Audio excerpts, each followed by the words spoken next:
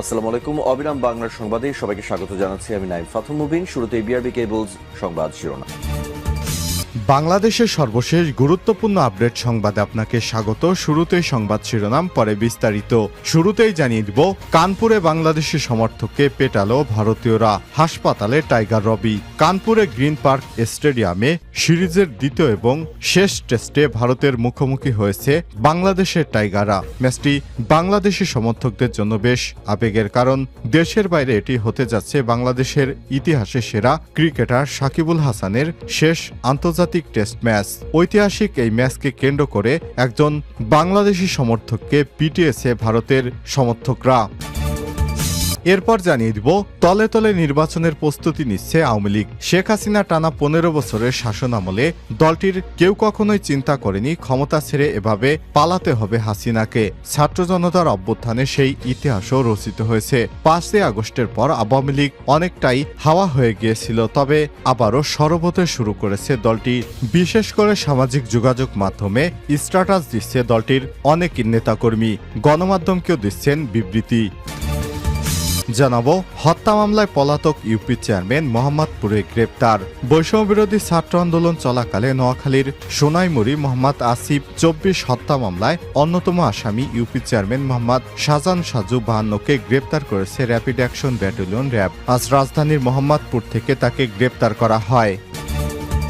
এবারে জানাবো, বিশ্বনবী হজরত মোহাম্মদ সাল্লাল্লাহু আলাইহি ওয়াসাল্লামকে কটূক্তির প্রতিবাদে তেজগাঁওয়ে বিক্ষোভ। বিশ্বনবী হজরত মোহাম্মদ সাল্লাল্লাহু আলাইহি ওয়াসাল্লামকে নিয়ে ভারতীয় পুরোহিতের কটূক্তি এবং মুসলিমদের ধর্মীয় অনুভূতিতে আঘাত ভারতের বিজেপি নেতাদের সমর্থনের বিরুদ্ধে প্রতিবাদ সমাবেশ ও মিছিল করেছে বাংলাদেশ টেক্সটাইল বিশ্ববিদ্যালয় বুটেক্সের সাধারণ শিক্ষার্থীরা। প্রতিবাদ সমাবেশে শিক্ষার্থীরা মহানবী হজরত মোহাম্মদ সাল্লাল্লাহু আলাইহি ওয়াসাল্লামকে নিয়ে কটূক্তিকারী আইনের আওতায় আনার দাবি জানান। এদিকে শনিবার 8 ঘন্টা বিদ্যুৎ থাকবে না যেসব এলাকায়। আগামীকাল শনিবার টানা 8 ঘন্টা বিদ্যুৎ সরবরাহ বন্ধ থাকবে। এ বিষয়ে গুরুত্বপূর্ণ সংবাদ জানাবো, সঙ্গেই থাকুন। এবং সর্বশেষ জানিয়ে দিব, ভারত থেকে আসা কয়লা চিলমারি বন্দরে খালাসে বাধা। দুই মালিকের দ্বন্দ্বের কারণে ভারত থেকে আমদানি করা 197 টন কয়লা কুড়িগ্রামের চিলমারি নদী বন্দরে খালাস করতে না পেরে কয়লা আমদানিকারক প্রতিষ্ঠান সংবাদ সম্মেলন করেছে। দ্বন্দ্বকে ঘিরে আমদানিকারী প্রতিষ্ঠানের ম্যানেজারকে হাত পা এবং চোখ বেঁধে পণ্যবাহী বাল্কহেড সরিয়ে নেওয়া হয়েছে। এদিকে স্থানীয় জনপ্রতিনিধি সহ প্রশাসনকে লিখিত অভিযোগ দিয়েও প্রতিকার পায়নি আমদানিকারক প্রতিষ্ঠান। গতরাত 9টার দিকে চিলমারি প্রেস ক্লাবে কার্যালয়ে আমদানি করা 197 টন কয়লা খালাসে প্রশাসনের সহযোগিতা চেয়ে সংবাদ সম্মেলন করেছে আমদানিকারক প্রতিষ্ঠান আরকে ড্রেজিং অ্যান্ড কনস্ট্রাকশন প্রতিনিধি মাসুদ কবির রানা। সংবাদ সম্মেলনে মাসুদ কবির রানা বলেন, ভারত থেকে চলতি বছরে 5 জুন আমদানি করা 197 টন কয়লা একটি বাল্কহেডে করে নিয়ে আসি, যার সরকার কর্তৃক ধার্যকৃত ভ্যাট ট্যাক্স এসআইটি সহ সরকারের যাবতীয় পাওনা পরিশোধ করা হয়েছে। তারপরও একটি পক্ষ আমাদের কয়লাগুলো খালাসে বাধা দিচ্ছে। প্রিয় দর্শক, এতক্ষণ শুনছিলেন সংবাদ শিরোনাম, এবারে বিস্তারিত।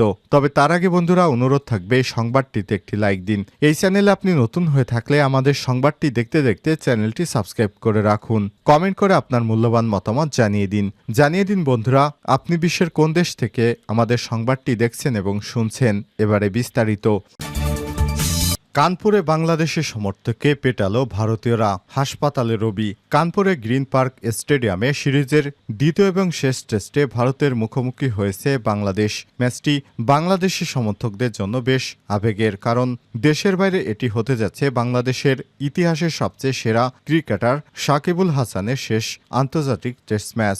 ঐতিহাসিক এই ম্যাচটি ঘটল অস্বস্তিকর একটা ঘটনার দিয়ে। ম্যাচ চলাকালে বাংলাদেশের দলের এক সমর্থক টাইগার রবি কে মারধর করেছে ভারতীয়রা। শুক্রবার 27 সেপ্টেম্বর ম্যাচের শুরু থেকেই রবিকে অকথ্য ভাষায় গালিগালাজ করতে থাকে ভারতীয়রা। পরিস্থিতি বেগতিক দেখে গ্যালারির এক কোণে যান রবি। পরে সেখানে বসেই তিনি খেলা দেখছিলেন, কিন্তু এতেও শেষ রক্ষা হয়নি তার। প্রথম সেশনের খেলা শেষে রবি যখন গ্যালারির নিচের দিকে নামেন, তখন তাকে মারধর করে ভারতীয় সমর্থকরা। ভারতীয়দের কিল ঘুষিতে রবি সেখানে ঢলে পড়েন। পরে স্থানীয় পুলিশ ঘটনাস্থলে এসে রবিকে উদ্ধার করে মাঠেই প্রাথমিক চিকিৎসা দেওয়ার চেষ্টা করে। এরপর সেখান থেকে তাকে একটি গাড়িতে করে হাসপাতালে নিয়ে যাওয়া হয়।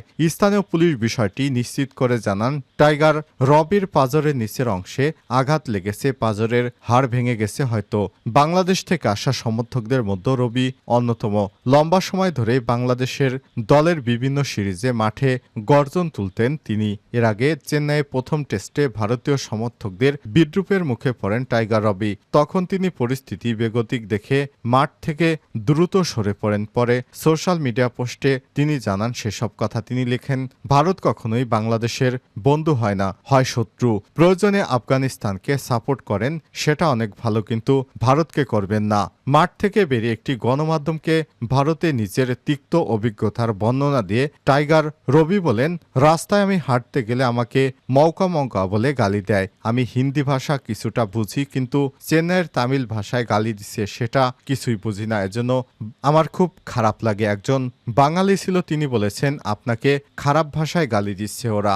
এ সময় রবি বলেন, ভারতীয়রা আমাকে মারতে এসেছে, আমার পতাকা উড়াতে দেয় নাই। আমি দেখিয়েছি আমি টিকিট নিয়ে দেশে মাঠে ঢুকেছি, আমিও আইসিসি ফ্যামিলির মেম্বার, তারপর আমি টিকিট দিয়ে ঢুকেছি।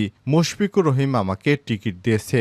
বাংলাদেশ কিংবা অন্য যে কোনো দেশে আমার এবং শোয়েবের টিকিট লাগে না। এরপর আমি আইনকে সম্মান করি। টিকিট দিয়ে ঢোকার পরও সেই ইজ্জত পাইনি ভারতে।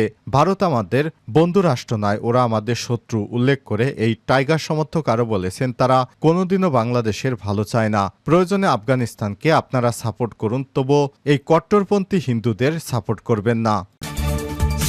তলে তলে নির্বাচনের প্রস্তুতি নিচ্ছে আওয়ামী লীগ। শেখ হাসিনা টানা 15 বছরের শাসন আমলে দলটির কেউ কখনো চিন্তা করেনি ক্ষমতা ছেড়ে এভাবে হাসিনাকে পালাতে হবে। ছাত্র জনতার অভ্যুত্থানে সেই ইতিহাসও রচিত হয়েছে দেশে। 5 আগস্টের পর আওয়ামী লীগ সরকার অনেকটাই হাওয়া হয়ে গিয়েছিল, তবে আবারও সরব হতে শুরু করেছে দলটির কিছু কিছু নেতা। বিশেষ করে তারা ফেসবুকে নিজেদের এখন জানান দিচ্ছে। অনেকেই ভারতে পালিয়ে গিয়ে বা বিদেশে পালিয়ে গিয়ে এখন সামাজিক যোগাযোগ মাধ্যমে বিবৃতি দিচ্ছেন। গেল কয়েকদিনে নির্বাচন নিয়েই বেশি কথা বলছে আওয়ামী লীগের নেতারা। এর মধ্যে সাবেক প্রধানমন্ত্রী শেখ হাসিনার ছেলে সজীব ওয়াজেদ জয় নির্বাচন ইস্যুতে আওয়ামী লীগের অবস্থান স্পষ্ট করেছেন। বার্তা সংস্থা রয়টার্সকে তিনি বলেছেন, আওয়ামী লীগ ছাড়া প্রকৃত সংস্কার এবং নির্বাচন বাংলাদেশে কখনোই সম্ভব নয়। জয়ের এমন কথায় পরিষ্কার যে আগামী নির্বাচনের জন্য তাদের দল প্রস্তুতি নিতে শুরু করেছে। যদিও দলের শীর্ষ পর্যায়ের বেশিরভাগ নেতাই জেলে নয়তো দেশের বাইরে পালিয়ে রয়েছে। হত্যা মামলায় পলাতক ইউপি চেয়ারম্যান মোহাম্মদপুর থেকে গ্রেপ্তার। বৈষম্যবিরোধী ছাত্র আন্দোলন চলাকালীন নোয়াখালী সোনাইমুড়ি মোহাম্মদ আসিফ 24 নামে হত্যা মামলার অন্যতম আসামি ইউপি চেয়ারম্যান মোহাম্মদ শাহজাহান সাজু 52 গ্রেপ্তার করেছে র্যাপিড অ্যাকশন ব্যাটালিয়ন র্যাব। বৃহস্পতিবার 26 সেপ্টেম্বর রাতে রাজধানীর মোহাম্মদপুর এলাকায় যৌথ অভিযান চালিয়ে র্যাব 2 এবং র্যাব 11 তাকে গ্রেপ্তার করে। র্যাব 2 এর সিনিয়র সহকারী পরিচালক শিহাব করিম বিষয়টি নিশ্চিত করেছেন। তিনি জানান, বৈষম্যবিরোধী ছাত্র আন্দোলন চলাকালে গত 5 আগস্ট কোমলমতি শিক্ষার্থীদের উপর নির্বিচারে গুলি করে নোয়াখালী সোনাইমুড়ি আসিফকে গুলি করে হত্যা করে দুষ্কৃতকারী এবং স্বার্থান্বেষী মহল। এই ঘটনায় সোনাইমুড়ি থানায় একটি হত্যা মামলা রুজু করা হয়। এই মামলায় জড়িত আসামিদের গ্রেপ্তারে র্যাব গোয়েন্দা নজরদারি বাড়ায়। এরই ধারাবাহিকতায় গোপন সংবাদের ভিত্তিতে র্যাব 2 র্যাব 11 এর একটি অভিযানিক দল বৃহস্পতিবার রাত 8টার দিকে রাজধানীর মোহাম্মদপুর এলাকায় অভিযান চালিয়ে ইউপি চেয়ারম্যান মোহাম্মদ শাহজাহান খান রাজুকে গ্রেপ্তার করেছে। বিশ্বনবী হজরত মোহাম্মদ সাল্লাল্লাহু আলাইহি ওয়াসাল্লামকে নিয়ে কটূক্তির প্রতিবাদে তেজগাঁয়ে বিক্ষোভ। হজরত মোহাম্মদ সাল্লাল্লাহু আলাইহি ওয়াসাল্লামকে নিয়ে ভারতীয় পুরোহিতদের কটূক্তি এবং মুসলিমদের ধর্মীয় অনুভূতিতে আঘাতের প্রতিবাদে ভারতের বিজেপি নেতার সমর্থনের বিরুদ্ধে প্রতিবাদ ও সমাবেশ মিছিল করেছে বাংলাদেশ টেক্সটাইল বিশ্ববিদ্যালয় বুটেক্সের সাধারণ শিক্ষার্থীরা। এছাড়াও মহানবীকে নিয়ে কটূক্তি করার প্রতিবাদে সিলেট কৃষি বিশ্ববিদ্যালয়ে মানববন্ধন হয়েছে। এছাড়াও প্রতিবাদে মানববন্ধন হয়েছে জাবিপ্রবি, ঝিনাইদহ সহ বাংলাদেশের বিভিন্ন স্থানে। বিশ্বনবীর অপমান সইবে নারে মুসলমান, নারে তাকবীর, আল্লাহু আকবার স্লোগান দিয়ে মিছিলটি বুটেক্সের জিএমজি ওসমানী হল থেকে শুরু হয়ে তেজগাঁও শিল্প এলাকার বিভিন্ন স্থান প্রদক্ষিণ শেষে তারপর মিছিলটি ৭ রাস্তা বাস স্ট্যান্ড এলাকায় দিকে এগিয়ে যায়। সেখানে স্থানীয় এবং অন্যদেরও প্রতিবাদী মিছিল দিতে দেখা যায়। তারা সেখানে প্রতিবাদ সমাবেশ করে। শনিবার ৮ ঘন্টা বিদ্যুৎ থাকবে না যেসব এলাকায়। সিলেট নগরীর কয়েকটি এলাকায় শনিবার ২৮শে সেপ্টেম্বর টানা ৮ ঘন্টা বিদ্যুৎ সরবরাহ বন্ধ থাকবে। বৃহস্পতিবার ২৬শে সেপ্টেম্বর এক বিজ্ঞপ্তিতে এসব তথ্য জানিয়েছে বিদ্যুৎ উন্নয়ন বোর্ড বিউবো, বিক্রয় এবং বিতরণ বিভাগ সিলেট ২ এর নির্বাহী প্রকৌশলী।